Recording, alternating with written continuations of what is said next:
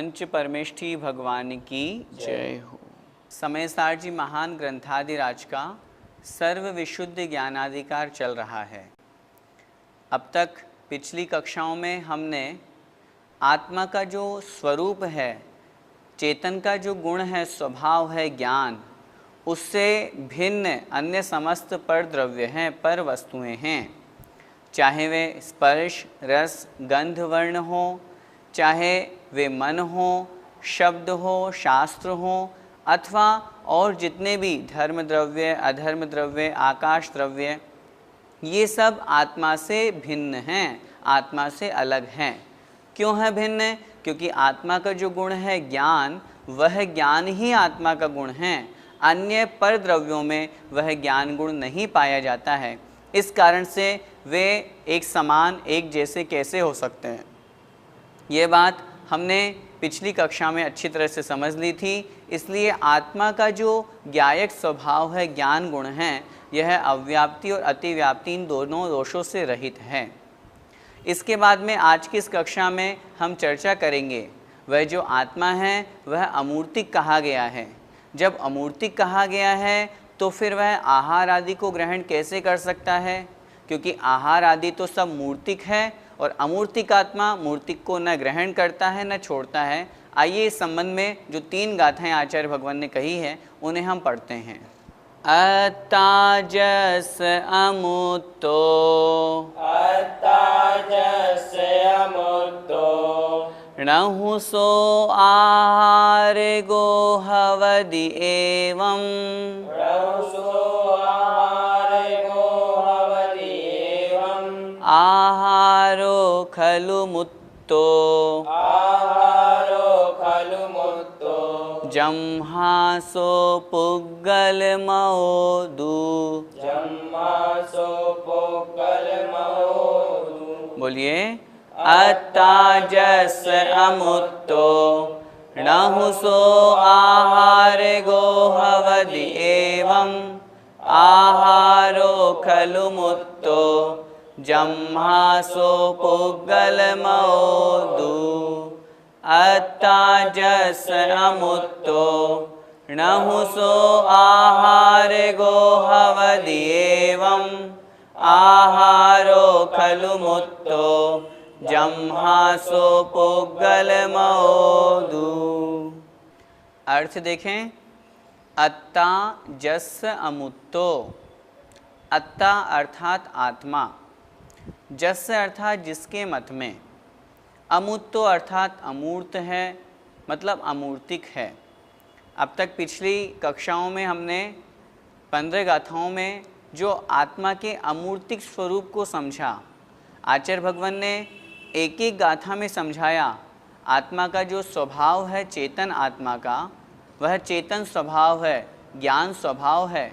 वह ज्ञान स्पर्श में नहीं है, गंध में नहीं है, वर्ण में नहीं है, अथवा जो अमूर्तिक द्रव्य भी है, चाहे वह आकाश द्रव्य हो, धर्म द्रव्य हो, अधर्म द्रव्य हो, उनमें भी नहीं है, क्योंकि उनका लक्षण अलग है, आत्मा का लक्षण अलग है। यहाँ पर जो बात इस गाथा में कह रहे हैं आहार की अपेक्षा से, वह तो पौद्गलिक है। तो कहने का तात्पर्य पहली पंक्ति में कह रहे हैं, अत्ता अर्थात आत्मा, जिसके मत में से तात्पर्य जिनेंद्र भगवान के द्वारा उपदेशित यह जो मत है, यह जो जिन धर्म है, जिन शासन है, जैन दर्शन है, इसमें आत्मा कैसी कही गई है? अमुत्तो अर्थात अमूर्तिक है। णहुसो आहार गो हवदि एवं। ण मतलब नहीं, हु मतलब निश्चय से, सो मतलब वह मतलब आत्मा। आहार गो अर्थात आहार का ग्राहक, अर्थात आहार को ग्रहण करने वाला। हवदि होता है एवं इस प्रकार। चूँकि आत्मा अमूर्तिक है, इस कारण से वह आत्मा आहार को ग्रहण करने वाला नहीं होता है। अब आहार को ग्रहण करने वाला क्यों नहीं होता, उसका उत्तर दे रहे हैं। आहारो खलु मुत्तो। आहारो अर्थात जो आहार है वह खलु मतलब निश्चय से, मुत्तो अर्थात मूर्तिक है। आत्मा है अमूर्तिक, आहार है मूर्तिक। इस कारण से जम्हा, क्योंकि सो पुग्गल मौदू, सो मतलब वह कौन? आहार। वह आहार पुद्गलमयो पुद्गलमय है, क्योंकि वह आहार तो पुद्गलमय है, और जब वह आहार पुद्गलमय है तो एक अमूर्तिक आत्मा मूर्तिक द्रव्य को कैसे ग्रहण कर सकता है? मूर्तिक द्रव्य का ग्राहक कैसे हो सकता है? अर्थात नहीं हो सकता। इसलिए आचार्य भगवान यहाँ पर कह रहे हैं, जब हम निश्चय नहीं की अपेक्षा से बात करेंगे उस समय वह आत्मा आहार आदि को भी ग्रहण नहीं करता है। कर्म, नो कर्म अथवा जो हम आहार आदि ग्रहण करते हैं वह भी उनका ग्राहक वह आत्मा नहीं होता है। क्यों नहीं होता है? क्योंकि वह निश्चय नहीं की दृष्टि से अमूर्तिक आत्मा है। आत्मा का जो स्वभाव है, आत्मा का जो स्वरूप है, वो रूप रस गंध स्पर्श से रहित है, वह अमूर्तिक कहलाता है। आहार जो है वह पौद्गलिक है, वह रूप रस गंध स्पर्श से सहित है। ऐसी स्थिति में अमूर्तिक आत्मा मूर्तिक आहार को कैसे ग्रहण कर सकती है? अर्थात नहीं कर सकती। गाथा का अर्थ एक बार फिर से देखें। अत्ता अर्थात आत्मा, अमुत्तो अर्थात अमूर्तिक है। जिनेंद्र भगवान का जो ये मत है, पिछली गाथाओं में हमने पढ़ा, ऐसा जिणा विनती जिनेंद्र भगवान कहते हैं। तो उन अनेक गाथाओं से जो हमने ये सिद्ध किए कि आत्मा अमूर्तिक है और जो आहार है वह मूर्तिक है, तो वह अमूर्तिक आत्मा इसी कारण से, अमूर्तिक होने के कारण से आहार को ग्रहण नहीं करती है, क्योंकि आहार जो है वह मूर्तिक है और मूर्तिक होने के कारण से पुद्गलमय वह कहा गया है, और पुद्गलमय होने के कारण से शुद्ध आत्मस्वरूप जो स्वभाव है आत्मा का, अमूर्तिक जो स्वभाव है आत्मा का, वह अमूर्तिक आत्मा उस आहार को कैसे ग्रहण कर सकती है? अर्थात नहीं करती है। भावार्थ जैसा कि ऊपर बता आए हैं, ऊपर से तात्पर्य पूर्व में हम कह के आ चुके हैं कि ज्ञान या आत्मा संपूर्ण पर द्रव्यों से भिन्न है और अमूर्त है। उन गाथाओं के उल्लेख के अनुसार जिसके विचार में आत्मा अमूर्त है वह नियम से आहार को ग्रहण नहीं कर सकता। क्यों नहीं कर सकता? क्योंकि आहार तो मूर्तिक है जो कि पुद्गलमय है और परद्रव्य स्वरूप है। इस कारण से वह मूर्तिक है और मूर्तिक होने के कारण से अमूर्तिक आत्मा उस मूर्तिक आहार को कैसे ग्रहण कर सकती है? अर्थात नहीं कर सकती। आत्मा आहारक नहीं होता है, इससे यहाँ क्या तात्पर्य है? सबसे पहले तो हम आहारक को समझें। आहार किसे कहते हैं? कर्म को ग्रहण करना, ज्ञानावर्णादि जो 8 कर्म हैं इनको ग्रहण करना, 9 कर्म जो शरीर आदि हैं इनको ग्रहण करना, कवलाहार भी हमारे यहाँ कहा गया है जिसके अंतर्गत ग्रास आदि के माध्यम से हम जो भोजन आदि ग्रहण करते हैं उनको ग्रहण करना। इस प्रकार जो आहार कहा गया है, इस आहार को ग्रहण करने वाला आहारक कहलाता है। आपने प्रश्न किया आत्मा को आहारक क्यों नहीं कहा यहाँ पे? इसलिए नहीं कहा क्योंकि आत्मा तो अमूर्तिक है। जब आत्मा अमूर्तिक है तो अमूर्तिक आत्मा उस आहार को कैसे ग्रहण कर सकती है? हम स्वयं विचार करें, जो कर्म है ज्ञानावर्णादि वो मूर्तिक है या अमूर्तिक? उत्तर मिलेगा मूर्तिक है, क्योंकि वो कार्मण वर्गणाओं का ही समूह कर्म रूप में परिणत हुआ है। कार्मण वर्गणाएं पुद्गल हैं, पौद्गलिक हैं। जो 9 कर्म है शरीर आदि ये भी पौद्गलिक हैं। जो भोजन आदि आहार है कवलाहार वो भी पौद्गलिक है। तो पुद्गल होने के कारण से वो मूर्तिक है, मूर्तिक होने के कारण से अमूर्तिक आत्मा उनको ग्रहण नहीं करता है, इसलिए अमूर्तिक आत्मा आहारक नहीं होता है। पंडित जी, आत्मा कर्म नो कर्म आदि का ग्रहण तो करता है, पर यह निषेध क्यों किया? आपका कहना ठीक है, लेकिन वो व्यवहारने की अपेक्षा से ठीक है। यहाँ पर जो कथन है यह निश्चय की मुख्यता को लेकर के कथन किया गया है। आत्मा मूर्तिक है या अमूर्तिक है इस विषय में अनेकांत है।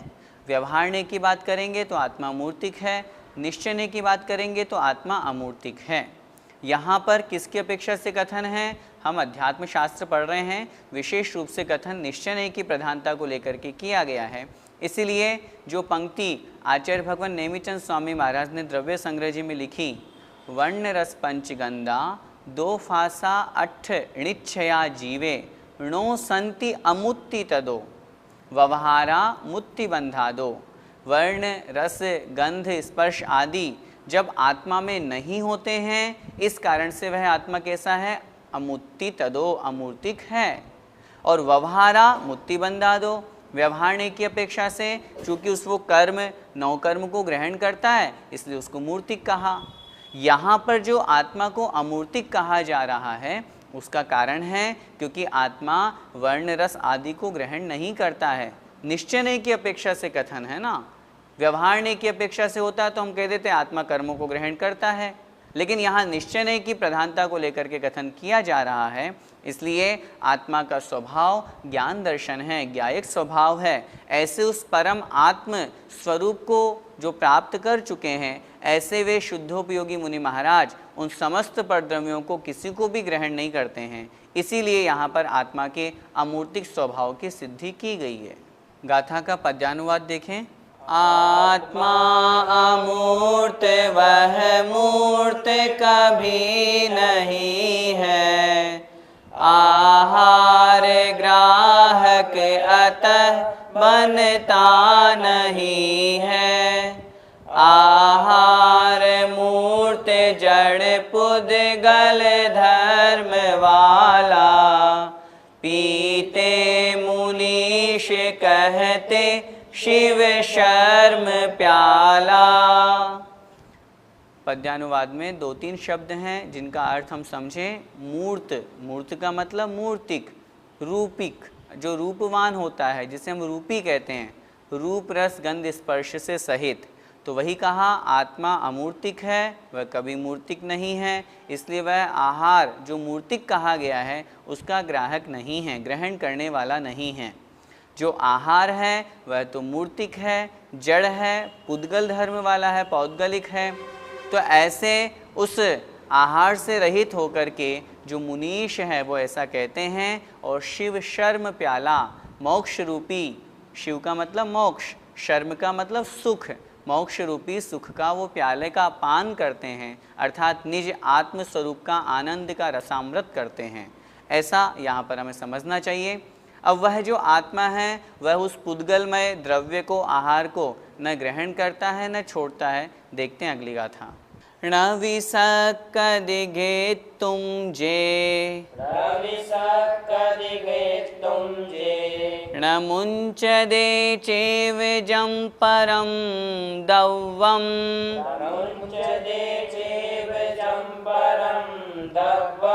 सो को वियतस्य गुणो, पाउग्य विस्ससो वापि। बोलिए। न विसक्कदिगे तुम जे, न मुञ्चदे चेवजं परं दव्वम्, सो को वियतस्य गुणो, पाउग्यणिस्ससो वापि। न विसक्कदिगे तुम जे, न मुञ्चदे चेवजं परं दव्वम्, सो को वियतस्य गुणो, पाउग्य विस्ससो च्वापि। अर्थ देखें। नवी सक्कदि घित्तुम जे, नवी अर्थात नहीं, सक्कदि किया जा सकता, क्या, घित्तुम अर्थात ग्रहण, उसे ग्रहण नहीं किया जा सकता। न मुंचदे चेव, न मतलब न नहीं, मुंचदे अर्थात छोड़ा, चेव मतलब ही, और न ही उसे छोड़ा जा सकता। किसकी बात चल रही है? जम परम दव्वम, जो पर द्रव्य है, जो पुद्गल रूप द्रव्य है, जिसकी चर्चा हमने पिछली गाथा में की। किसकी? आहार की।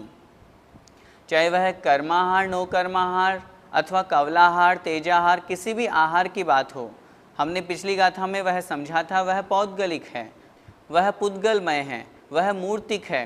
तो ऐसे उस मूर्तिक आहार को, जो कि पर दव्वम अर्थात पर द्रव्य है, भिन्न है, आत्मद्रव्य से बिल्कुल भिन्न है, रहित है, ऐसे उस पर द्रव्य को न तो ग्रहण किया जा सकता और न छोड़ा जा सकता। सो कोविय तस्य गुणों, क्यों?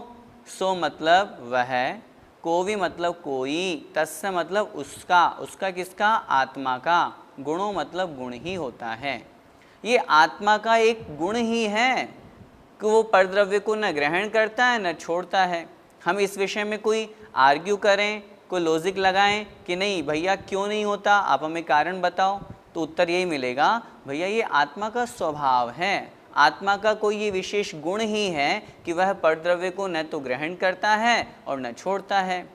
आगे कह रहे हैं पाउग्य विश्वसो वापी, वह जो आत्मा का गुण है, चाहे आप उसे पाउग्य अर्थात प्रायोगिक कह दो, विश्वसो वापी अथवा वह विश्रसा अर्थात बट नेचुरल स्वाभाविक जो नैसर्गिक गुण है वो कह दो। चाहे उसे आप प्रायोगिक जो अन्य कर्म से बंध से जनित जो गुण होता है, कर्म बंध जनित जो गुण है उसे हम प्रायोगिक कहते हैं, और जो स्वाभाविक होता है नैसर्गिक जो स्वभाव से होता है वह विश्रसो अर्थात वैश्रसिक गुण कहलाता है। तो आत्मा का जो यह गुण है, कौन सा गुण? अमूर्तिक गुण। और उस अमूर्तिक गुण में भी जो अन्य परद्रव्यों को न ग्रहण करना है न छोड़ना है, इस प्रकार का जो स्वभाव है, यह जो गुण है ये आत्मा का गुण है। चाहे इसे आप प्रायोगिक कह दो चाहे नैसर्गिक कह दो, लेकिन ये आत्मा का गुण होने के कारण से, आत्मा का स्वभाव होने के कारण से यह आत्मा अमूर्तिक है। और अमूर्तिक आत्मा किसी भी अन्य पर द्रव्य को, पर पदार्थ को, आहार आदि पुद्गल द्रव्य को न तो ग्रहण करता है और न छोड़ता है। यही हमें यहाँ पर गाथा का अर्थ समझना चाहिए। गाथा का भावार्थ देखें, यह अमूर्तिक आत्मा के द्वारा ग्रहण भी नहीं किया जा सकता और छोड़ा भी नहीं जा सकता। यह कोई ऐसा ही आत्मा का गुण है, चाहे उसे वैश्रसिक कहा जाए या प्रायोगिक, ये तो आत्मा का गुण है। और जब आत्मा का गुण है तो वह गुण तो उस अनुसार कार्य करेगा ही करेगा। वो क्यों ग्रहण करेगा? जब ग्रहण करना उसका स्वभाव ही नहीं है तो फिर वह क्यों ग्रहण करेगा? जैसे आत्मा का गुण है जानना, जानना आत्मा का स्वभाव है, तो ज्ञान गुण में दर्शन गुण समाहित नहीं है, क्योंकि जहाँ पर गुण की चर्चा की, आचार्यों ने गुण की परिभाषा क्या दी? द्रव्याश्रया निर्गुणा गुणाः, जो किसी द्रव्य के आश्रय से रहते हैं, जिस एक गुण में दूसरा गुण नहीं समाहित होता है वह गुण कहलाता है। आत्मा का गुण है अमूर्तिक होना, ज्ञान स्वरूप होना। तो जैसे ज्ञान के माध्यम से दर्शन नहीं हो सकता, ज्ञान गुण अलग दर्शन गुण अलग है आत्मा का गुण, लेकिन ज्ञान गुण में दर्शन गुण नहीं है। जब ज्ञान गुण में दर्शन गुण ही नहीं है, जब आत्मा के एक जैसे गुण होने के बावजूद भी, तो फिर जो आत्मा से भिन्न हैं, जो पौद्गलिक के गुण हैं, पुद्गल के जो गुण हैं, रूप रस गंध स्पर्श आदि, आहार आदि, तो वो गुण आत्मा कैसे ग्रहण कर सकता है? उन आहार आदि को आत्मा कैसे ग्रहण कर सकता है? यह आत्मा का गुण है, आत्मा का स्वभाव है। पंडित जी, प्रायोगिक गुण से तो आत्मा ग्रहण करता है, फिर यहाँ अनाहारक क्यों कहा? निश्चय के साथ जो तन्मय नहीं होता है वह व्यवहार कहलाता है। यहाँ पर ये जो कथन किया जा रहा है यह निश्चय नहीं की अपेक्षा से है, व्यवहार नहीं की अपेक्षा से तो आत्मा ग्रहण करने वाला है। प्रायोगिक गुण किसे कहते हैं? कर्म बंध से जनित उत्पन्न हुई जो अवस्था विशेष है उसे हम प्रायोगिक कहते हैं। निश्चित रूप से प्रश्न उपस्थित होना सही बात है कि जब वह कर्म आदि को ग्रहण कर रहा है तो फिर उसे अनाहारक क्यों कहा? वो जो कर्म आदि को ग्रहण कर रहा है वो व्यवहार नहीं की अपेक्षा से, जैसा कि हमने पहले चर्चा की, व्यवहारा मुक्ति बंधा दो, जो मूर्ति कहा आत्मा को वो क्यों कहा? बंधा दो, बंध के कारण से, व्यवहार नहीं की अपेक्षा से, निश्चय नहीं की अपेक्षा से। चाहे प्रायोगिक गुण की बात करो चाहे नैसर्गिक गुण की बात करो, आत्मा तो अमूर्तिक है, मतलब अमूर्तिक है। और यही बात अगली गाथा में भी आचार्य भगवान स्वयं स्पष्ट करेंगे कि आत्मा तो रागादि समस्त विभावों से रहित है, विशुद्ध है। और जब विशुद्ध है, अमूर्तिक है, तो फिर वो आहारक या आहार को ग्रहण करने वाला कैसे हो सकता है? गाथा का पद्यानुवाद देखें। होता सदोष गुण है पर द्रव्य ग्राही, ऐसा सदा समझते शिव राह राही।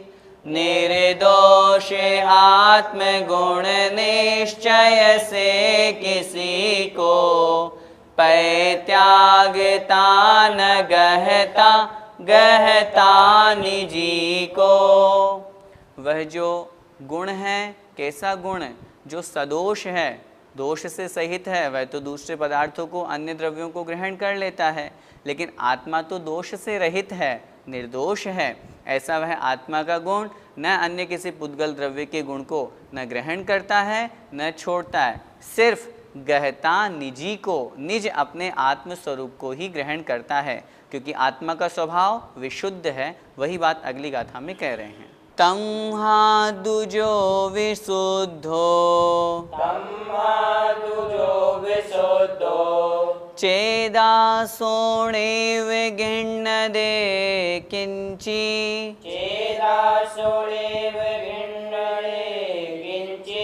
नैव विमुञ्चति किंचिवि, जीवा जीवाण दौवाणम। बोलिए, तम हा दुजो विशुद्धो, चेदासोणेव गृह्णदे किंचि, नैव विमुञ्चति किंचिवि, जीवा जीवाण दौवाणम। तम हा दुजो विशुद्धो, चेदासोणेव गृह्णदे किंचि, नैव विमुञ्चति किंचिवि, जीवा जीवाण दौवाणम। अर्थ देखें, तमहा दुजो विशुद्धो चेदा। तमहा मतलब इसलिए, जो पिछली गाथा में चर्चा की कि आत्मा अमूर्तिक है, वह शुद्ध है, वह मूर्तिक आहार आदि को न ग्रहण करता है न छोड़ता है। तमहा इसलिए जो यह आत्मा है विशुद्धो अर्थात विशुद्ध है। चेदा मतलब आत्मा, इसलिए वह आत्मा विशुद्ध है। विशुद्ध से तात्पर्य है अन्य सभी वैभाविक परिणतियों से रहित है, राग द्वेष से भी रहित है। जब भाव कर्म से भी रहित है तो फिर अन्य द्रव्य कर्मों से तो रहित होना ही है। फिर आत्मा का स्वभाव क्या है? मात्र परम आत्म स्वरूप का जो स्वभाव है वह है ज्ञान दर्शन से युक्त होना, ज्ञायक स्वभावी आत्मा, जानना मात्र। तो इस कारण से वह आत्मा विशुद्ध है। सो नेव गिण्णदे किंची, सो मतलब वह आत्मा, नेव मतलब नहीं, गिण्णदे ग्रहण करता है, किंची मतलब कुछ भी। वह आत्मा कुछ भी ग्रहण नहीं करता। नेव मुंचदि किंचिवी, और नहीं कुछ भी, किंचिवी मतलब कुछ भी, विमुंचदि छोड़ता है। वह आत्मा चूंकि विशुद्ध है, रागादि वैभाविक परिणतियों से भी रहित है, ज्ञायक स्वभावी आत्मा है, इस कारण से न वो कुछ ग्रहण करता है और न कुछ छोड़ता है। किसे? जीवा जीवाण दव्वाणम, चाहे वे जीवात्मक हो चाहे अजीवात्मक हो, ऐसे उन सभी द्रव्यों को। जीव स्वरूप वाले जीवात्मक, अजीव स्वरूप वाले अजीवात्मक, अथवा पौद्गलिक रूप से भी हम कह सकते हैं अजीवात्मक कह करके आचार्य भगवान चाहे भले अमूर्तिक हो लेकिन अजीव हैं। जैसे धर्म अधर्म आकाश आदि द्रव्य वे अमूर्तिक हैं लेकिन फिर भी अजीब हैं, क्योंकि उनमें ज्ञान नहीं है, उनमें चेतना नहीं है, उसमें जो जीव का जो लक्षण है वो घटित नहीं हो रहा है। इसलिए अमूर्तिक होने के बावजूद भी वो आत्मस्वरूप नहीं है, क्योंकि उनमें ज्ञान नहीं है। तो चाहे जीवात्मक द्रव्य हों चाहे अजीवात्मक द्रव्य हों, वे उन सभी जीवात्मक अथवा अजीवात्मक द्रव्यों को वह शुद्ध आत्मा न ग्रहण करता है न छोड़ता है। वह आत्मा तो विशुद्ध है, यही जीव का स्वभाव है। बहुत सुंदर गाथा के माध्यम से आचार्य भगवान ने यहाँ आत्मा का स्वरूप बता दिया। आत्मा तो विशुद्ध है, सभी वैभाविक परिणतियों से रहित है।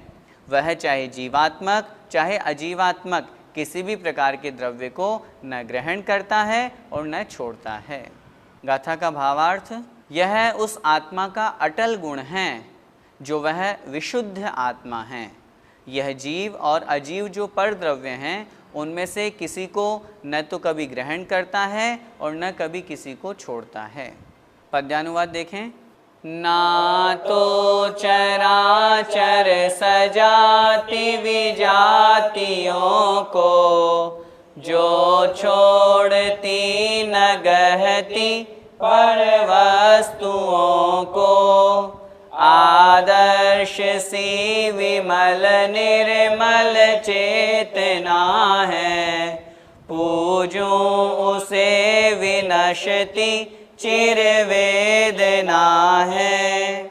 आचार्य भगवान कौन सी चेतना की बात कर रहे हैं? ज्ञान चेतना की बात कर रहे हैं। पहले हमने चर्चा की थी कर्म और कर्मफल चेतना जो संसारी जीव की होती है।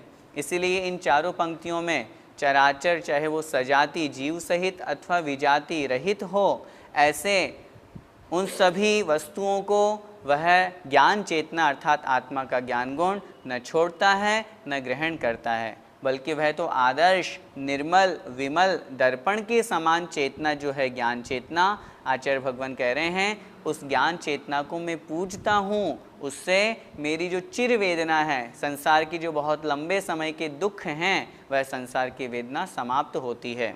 हमने आत्मस्वरूप का लक्षण समझा, हम सबकी आत्मा भी ऐसी ही है। अभी हम व्यवहार की अपेक्षा से संसार में भटक रहे हैं, इसलिए कर्म और कर्मफल चेतना में लगे हुए हैं। लक्ष्य हमें बनाना है, हम भी उस ज्ञान चेतना को प्राप्त करके ज्ञायक स्वभावी अपने उस आत्म स्वरूप को प्राप्त करके अपनी आत्मा का कल्याण करें। जय जिनेंद्र।